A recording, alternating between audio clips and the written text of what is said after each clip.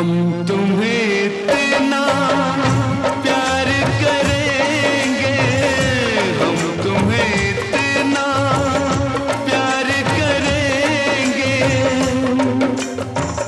कि लोग हमें याद करें।